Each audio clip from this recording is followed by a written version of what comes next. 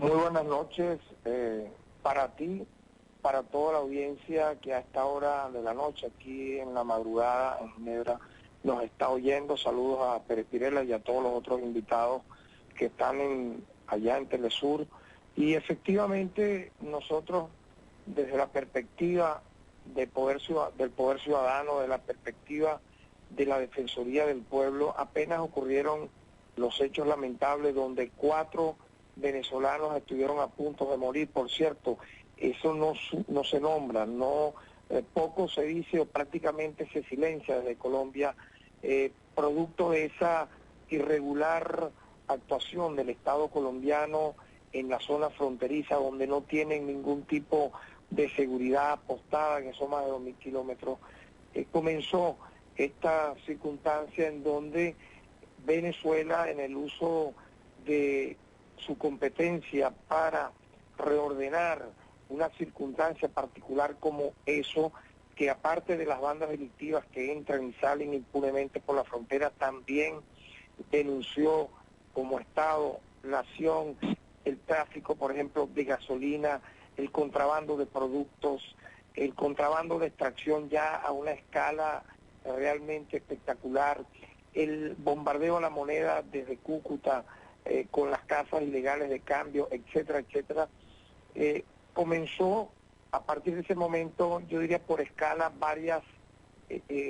puestas en escena. Una que vimos y que tuvo tal vez una particular esperanza fue cuando las dos cancilleres de Venezuela y de Colombia se reunieron y de manera bilateral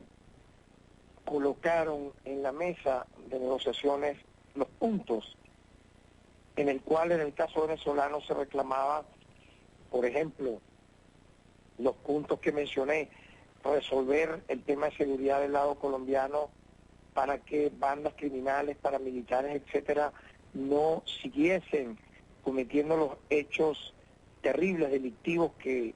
hemos visto durante años en la frontera colombo-venezolana. Segundo, por ejemplo, pero ¿qué va a pasar o qué va a ocurrir con las leyes que legalizan, por ejemplo, el contrabando y que a partir del año 2000 le ha hecho un grave daño a la economía venezolana? ¿Cuál va a ser la postura de Colombia sobre este tema? También Venezuela colocó en la mesa de negociación para buscar alguna salida a este diferendo que no nació ayer, obviamente, el tema de las casas de cambio que impunemente están del lado colombiano, colocando de forma ficticia la paridad entre el peso y el bolívar para que a partir de allí se devalúe nuestra moneda y salga un llamado dólar negro que coloca y dispara la inflación en Venezuela en términos notables, porque el dólar negro o el dólar paralelo que se tasa, entre comillas, sale, y así lo dicen, de las casas de cambio de esa población fronteriza, entre otros temas. Vimos cómo, por ejemplo, la canciller de Colombia reconoció la generosidad de Venezuela para con los inmigrantes colombianos, reconoció el esfuerzo de Venezuela para con los millones de colombianos que viven en nuestro país. Igualmente reconoció que los puntos que había colocado y denunciado Venezuela hacían efectivamente la reflexión del desangramiento que le causaba a la economía venezolana el contrabando de extracción, el tráfico de gasolina, etcétera. Más uno observó que horas después, o para no decir un día después, hubo un cambio radical en la postura colombiana. El procurador general, orientado no sé por quién, pero pudiéramos adivinar por quién, lanzó una acusación grave contra el Estado venezolano. Todos somos Estado, porque el Estado está compuesto por territorio, por poder político, instituciones del Estado o democráticas y pueblo, población. Y lanzó la acusación de que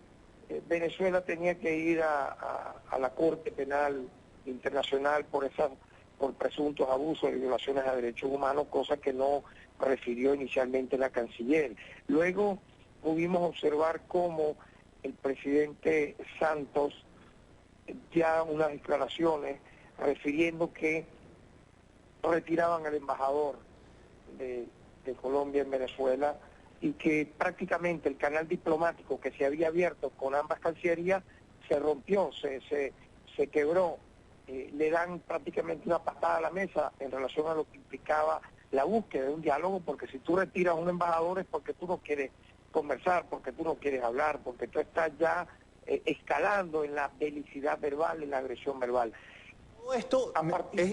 defensor, frente a todo esto es importante saber, las acciones que está haciendo usted hoy día en Ginebra, ¿se ha logrado revertir esa acusación permanente y la búsqueda de que los medios de comunicación difundan de manera casi que unánime el hecho de que Venezuela es un país violador de derechos humanos, por lo menos bajo la perspectiva que ellos están manejando? Bueno, como te decía, el tema ellos lo fueron llevando a ese punto que tú narras. La conclusión final es ya no buscar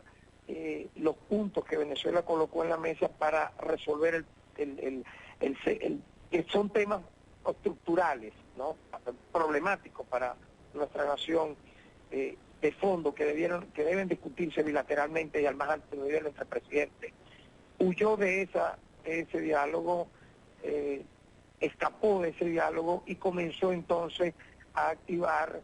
ya una campaña que no es nueva contra Venezuela toda, que es utilizar el tema de derechos humanos como una línea de ataque contra la democracia venezolana. Eso ya se ha hecho en otras oportunidades, denunciar a Venezuela por cualquier circunstancia en organismos multilaterales y los organismos multilaterales hacerse eco de eso. Por ejemplo, nosotros no vemos el mismo que se le da a Venezuela con estados que practican el terrorismo de Estado, por ejemplo, Israel. Tú no observas ese trato similar en organismos multilaterales,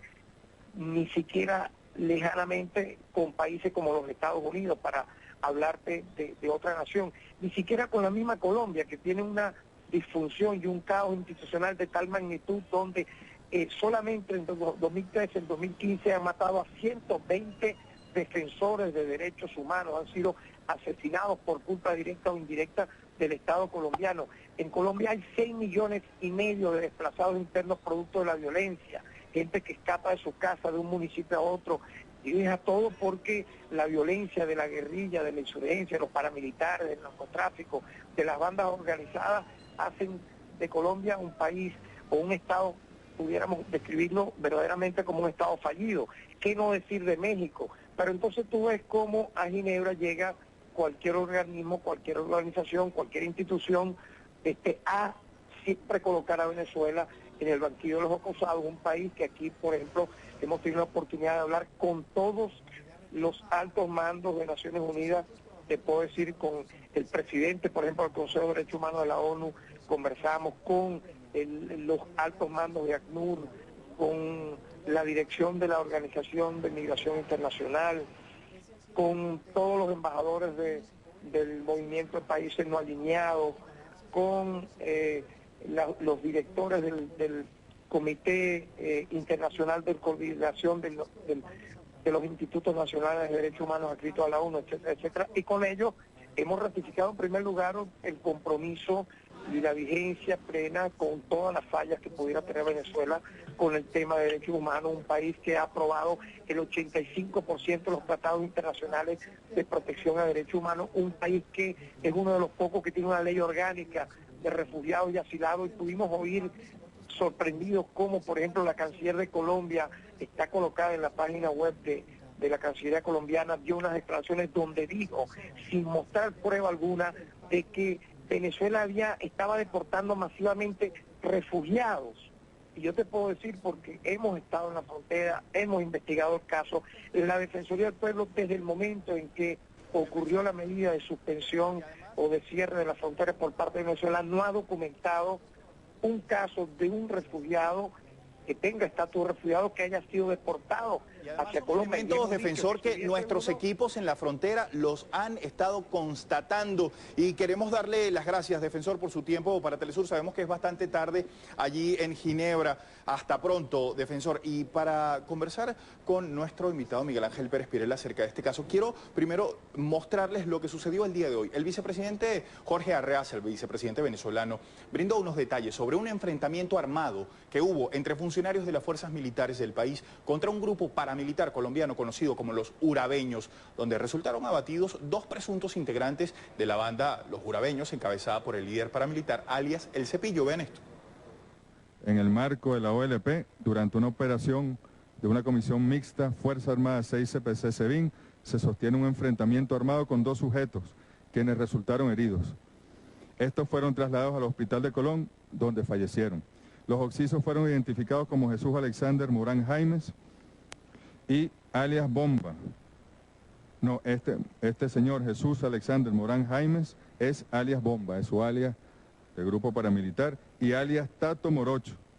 Está siendo identificada la nacionalidad y el origen de ellos. Un arma de fuego tipo revólver calibre 32, otra arma de fuego tipo calibre 38, 78 municiones, y tenemos ya la certeza de que pertenecen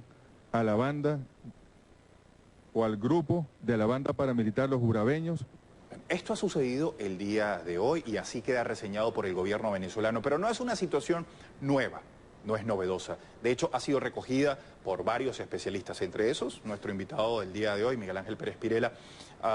Y quiero que usted nos ayude a entender cómo es posible que este tipo de situaciones se esté presentando el día de hoy del lado venezolano, estos enfrentamientos entre la fuerza pública venezolana y estos grupos paramilitares allí. Bueno, antes que todo, buenas noches nuevamente, Abraham. Mira, es importante saber que toda coyuntura tiene detrás una estructura, que todo efecto tiene detrás una causa y que toda acción tiene detrás un marco teórico.